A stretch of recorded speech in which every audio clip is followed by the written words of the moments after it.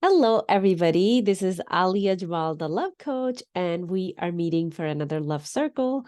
And happy Thanksgiving to anyone who's in the US and they're celebrating it. And we'll be moving on with our very interesting topic today. Earlier this year, I did teach this topic, but I taught it from a different angle, focusing on emotional triggers. And every trigger is emotional. But today I'll be teaching you guys a different kind of process that takes you a little deeper, and you will be able to work on triggers that are sticky, that just don't go away. They keep coming back, keep coming back. So first, let's understand what is a trigger. Trigger is anything that happens outside of you and it stirs something inside of you. So it could be a song that you just heard. Somebody said something, and right away your mind just took you to a place in the past. Trigger never takes you into the future. It always takes you into the past. So it is going down into your memory. It does come from your unconscious mind. Unconscious mind is the feeling mind. So let's say if I'm going down the road and I hear a song come on the radio and it took me back to, let's say, 20 years ago or 10 years ago, and then I start thinking about what was happening in that moment, and maybe that was not a very pleasant moment. And then I get stuck there. And now I'm feeling weird. I'm feeling icky. Maybe I'm feeling sad. And then my whole day is ruined. I have no idea what to do anymore because now I'm just feeling that burden. So many of us, we live that way. We keep pushing ourselves through that. First, I want you to understand, why do we even get triggers? Why they even exist? Your unconscious mind, your higher self, they are on your side. They want you to let go whatever is not serving you, whatever is not energetically aligned with you. But letting go, resolving, is a skill that is not taught to human, at least this day and age. So when you don't even know how to let go of something, you hold on to it. But when something is coming back to you over and over and over, it's your guidance system telling you, hey, we need to work on it. We need to let it go. So that is where you would step in and you would learn, how do I even resolve this mess, the stickiness that is within me? So that is the purpose of triggers. They are here to help you. At this point in my self-development journey, I get so excited when I get triggered. It's almost like, when you have eaten all the candies after Halloween and then you find this one hidden in a drawer and you get so excited. Oh my God, I can eat another one.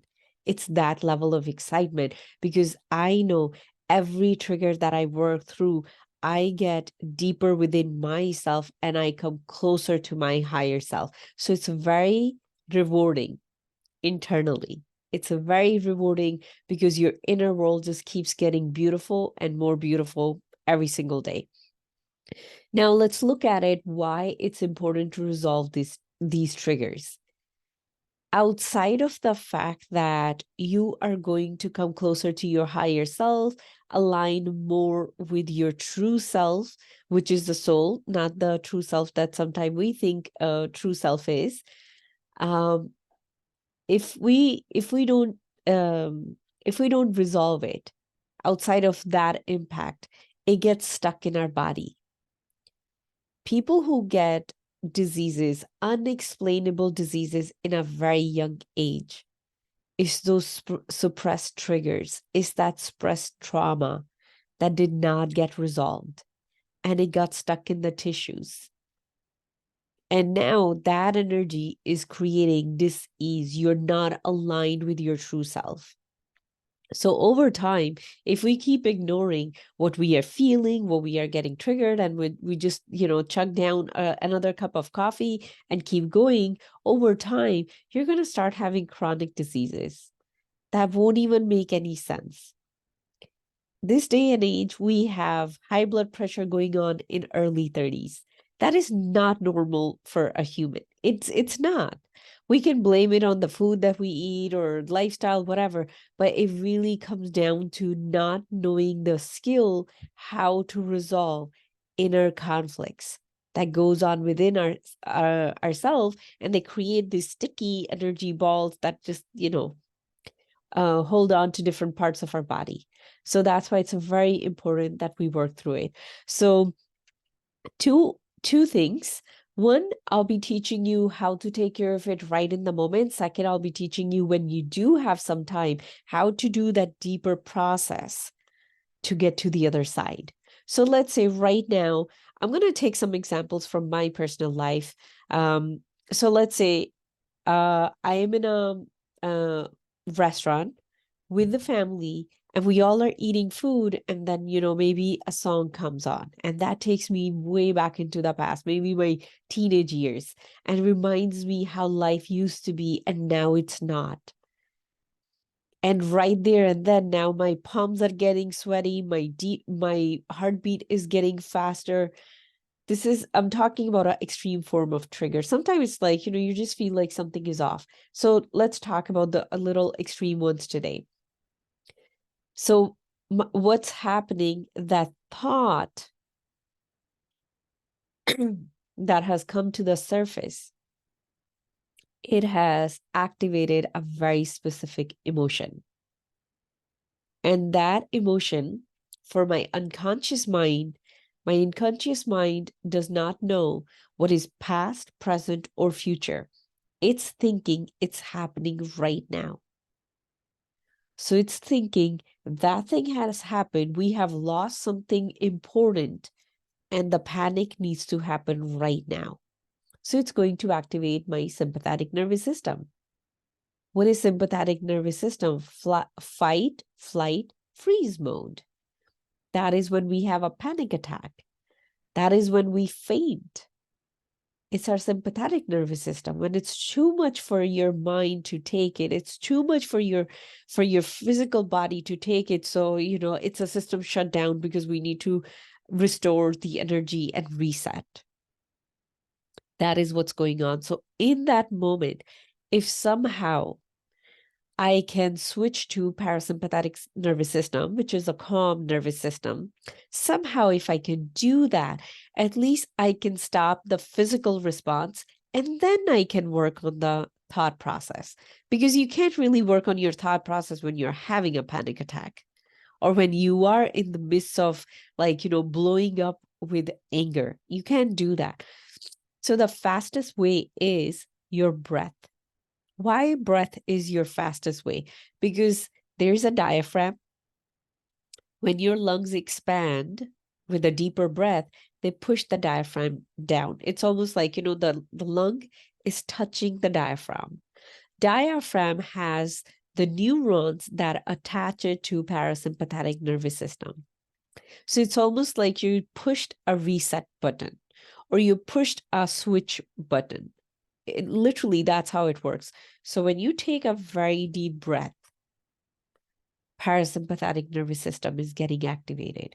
You might need 10 deep breaths in that moment, depending on how the situation is. Sometimes one deep breath will work. But what is very helpful is putting your hand on your heart or putting your hand on your stomach. Because another thing that can happen, you're taking a deep breath from here. We want to get out of here in that moment because this is overactive. We want to activate our heart.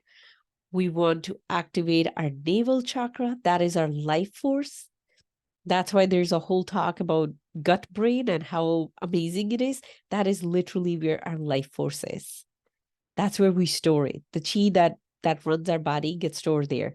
I'll go in much more details, maybe in a different conversation. So in that moment, it's important first you come back to parasympathetic nervous system.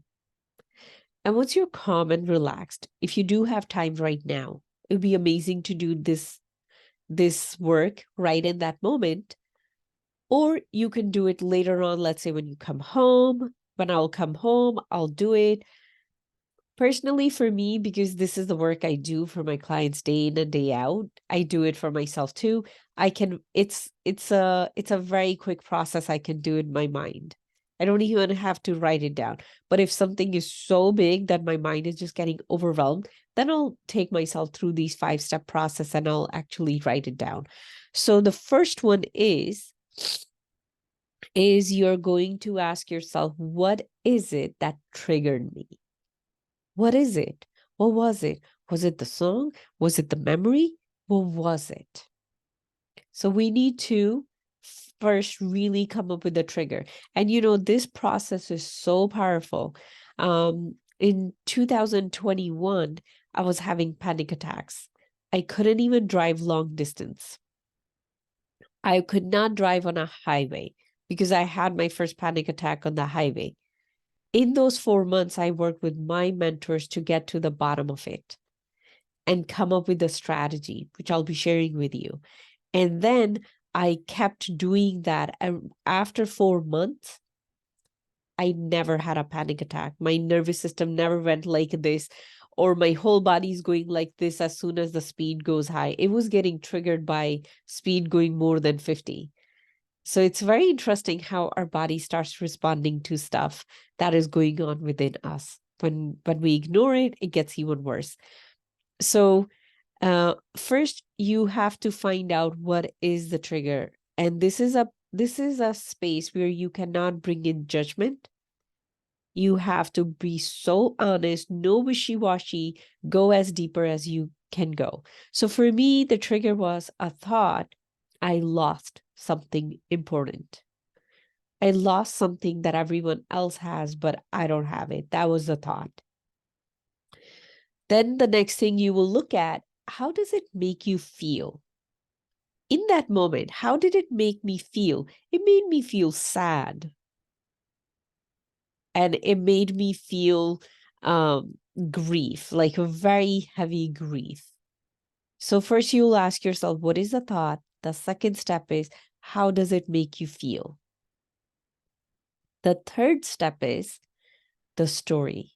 You might have heard of it. If you can master the story that you play here, you have mastered your life. So we are going into that self-mastery aspect right now.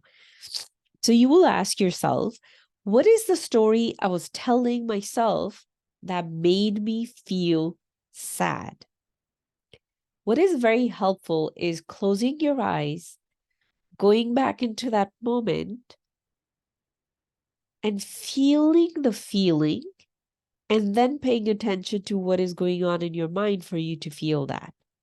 For me, that moment is so far into the past that it almost feels like I can't really remember. So what I'm sharing it from the work that I did, from the notes that I took for myself. I'm sharing it from that place. So that is a sign of a healed trigger. So the story that I was playing is, I'm never gonna have it again. Everybody else has it. There's something wrong with me. Why it's happening only to me? Why it's always me? You see that me. So that is the story that was playing in my mind. And one thing you would realize that as you're doing this work, if you're not doing it if somebody's not facilitating, I facilitate this work for my clients. If somebody's not facilitating, you'll see your conscious mind, your positive self would want to come in and say, hey, it's not that bad. Just be grateful. Don't get fooled by that aspect, because your protection mechanism is being kicked in. So it's your body saying, hey, don't go there, don't go there. We can go into a panic attack again. So that's why it's better if you do it with someone else. If you do have someone who's very close to you that you can go this deep, do it. You can always reach out to me. You can always, if you're watching here, DM me. Somebody who's watching a recording on YouTube, you can go to my website, aliajamalcoaching.com, and you can just book a time to chat with me. But it's very helpful when you do it with someone else. Getting deeper into that honest story is going to reveal so much about yourself. And the story has the key to unlocking everything. Now, the next step we want to have is, what is the negative impact this story is creating on your life. So the negative impact was self-pity. I know way back in the past that has been my pattern, indulging with self-pity. And so many of us do that. We indulge in self-pity and we just get stuck there, but it's so invisible. It's within us. No one can see it. We can put a smile on our face and everybody will think you're the most positive person, most happy person, most organized person, but nobody would know what goes on within you. So what used to go on within me is self-pity. It still comes. I still find it here and there. And now I know how to shift it. So the negative impact is very, very important. That the negative impact it's creating is self-pity. So far we have done locate the trigger. What is the feeling associated with it? What is the story that's going on in your mind? And what is the negative impact it's having on your life, on your psychology right now? Now, the fifth step is you're going to pinpoint. There's a diagram called, I completely forgot what it's called, but there's a triangle. There's a triangle that exists in every single trigger. Every single trigger. And the book that goes with what I'm teaching right now is Power of TED, TED. Power of TED, again, forgetting the author name right now, just Google Power of TED. It's a very famous book. It will pop up. Highly, highly recommend going through that book if you really are serious about resolving your triggers. Okay. So in that victim triangle, yeah, that is what it's called. Victim triangle, as long as you stay in a victim triangle, you're stuck in that trigger. So how does victim triangle works? You're going to have victim on the bottom or wherever, but associated with it, you will have a persecutor. Somebody who's doing it to you. In your mind, somebody who's doing it to you. And the third piece you will have is the rescuer. So victim, persecutor, rescuer. It creates a triangle. As long as victim exists, or persecutor exists, or rescuer exists, the whole triangle exists. If we take one out, the whole triangle falls apart. That is what goes on in our own mind that we need to understand. So I'm going to help you understand the victim, the persecutor, and the rescuer in this story. The story that was playing in my mind. Who's the victim? I'm the victim. It's happening to me. Why it's happening to me? Why my life is this way? Why nobody else's life is that way? Right? Persecutor, the person who did it to me, the person from my past, the person who's not here now, but they did it to me. So that is the persecutor. Who's the rescuer? Now, rescuer could be a human. Rescuer could be an emotion. Rescuer could be something imaginary that you wish you would have. For me, the rescuer was self-pity. When I go towards self-pity, I feel this false sense of intimacy because I'm connecting with myself. As long as I keep feeling self-pity for myself, I stay the victim. As long as I keep blaming someone else for what I experience, I stay the victim. So I stay the triangle. I never come out of the triangle. And that is how most of us, we are stuck in misery, internal misery at all time, that we don't even want to admit because it's too much to even be that honest with ourselves. It feels too vulnerable to be that honest. So we rather just numb ourselves, keep pushing ourselves, keep going through the stress and whatever of life. But that is also what causes us to get sick over time. Our bodies are designed in such a beautiful way. If we take care of what goes on in our inner world, what our beliefs are, what stories we are playing, you will be surprised.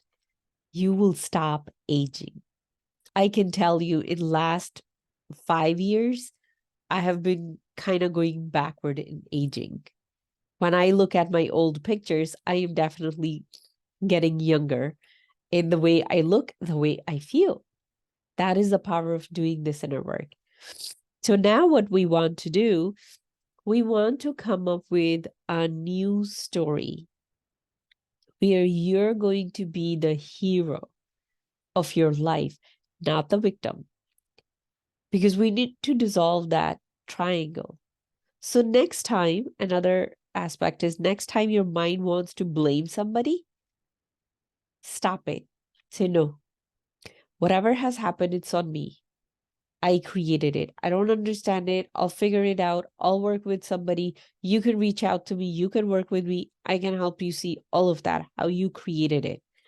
When you refuse to blame someone, you exit the triangle. It's so easy, yet so powerful. When you just refuse to blame someone, you exit the triangle and you create a new triangle where you're the creator of your life and where you're focusing on how you want to feel. You are deciding, this is what I want to feel. You're involving your conscious mind. So you become the conscious creator of what you want to create in your life. So the story that I came up with, my mentor had me write down on a piece of paper that I made a decision and I can make another decision. It's not that I lost something. I decided to let it go. And I can always make a different decision. Wherever I am right now, I can create a different reality. So we are bringing the power within us. I am being the hero of my own life. So if I just want to shift that story, I can say that I didn't lose anything. I gained me, which is way more powerful than any possession I could have outside of me. That is a hero story. So anytime that trigger would come, I can say, I gained me. So I don't have to blame anybody. I don't have to be the victim. I don't have to feel pity for myself. Well, something that I would invite you to do is write down at least 3 to 5 triggers, like big ones that happen all the time in your life. It could be like when I see my messy home, and when my kids are yelling, when my partner doesn't pick up my call, whatever it is, or when someone, leave the toothpaste lid off, whatever is your pet peeve, write them down, go through this process, and at the end, come up with your own hero story. One of the aspects, so my long hero story was about 2 pages, but that included all the triggers that I was working with my mentor. But what you can, and one of the aspect I wanted to share from that story, I made a decision, a conscious decision. I can pick myself up no matter how many times I fall. And I am promising myself I'm not going to blame anybody. I'm not going to expect that from anybody. I'm going to expect that from me. So what I'm doing, I'm up leveling my expectations of myself. Instead of blaming somebody else, I'm bringing all the power home. So you can write like a very long hero story too, but this is how you can resolve these triggers. You can take the biggest trigger, take it through these 6 steps. I'll repeat them. Write down the trigger, and then write down how it makes you feel. Write down the story that is going on in your mind that makes you feel that emotion. Write down the negative impact, and then pinpoint. You would always be the victim. Who's the persecutor? Is it a person or is it a situation? For example, if somebody say, I can't find a job because the economy is down, so bad economy is persecutor, complaining about it is your rescuer. And we get addicted to our rescuer. That is our go-to place where we feel false intimacy. In a household where one parent is strict and one parent is not very strict, the strict parent becomes the persecutor and the lenient one becomes the rescuer. And it creates a very weird dynamics in the household. And then write down your hero story. Tell yourself a different story that makes you the creator of your life and not the victim of your life. That is how, my friends, you're going to resolve any trigger. Be able to extract that energy out of your body. When we write things down, we are bringing them to the physicality. We are taking them to the thought energy, to the physicality. When it's physical, it's out. So write them down. Don't just keep it in your mind. Write it down and then practice it. Practice that story. Next time when that trigger shows up, practice telling yourself that new story. It is going to take some time because you're literally shifting the neural pathways in your brain. It's a physical shift that you're creating. So be patient with yourself. It does take some time. Now, if this is the kind of work that you want to do, you want to go really deeper into healing different parts of you, I would love to be your guide. Reach out to me. We can have a conversation. Again, you can DM me, or you can find a booking page, a time booking page with me on my website, aliajamalcoaching.com. And this is all for today. I'll see you all next week, and I'm sending you so much love. Bye.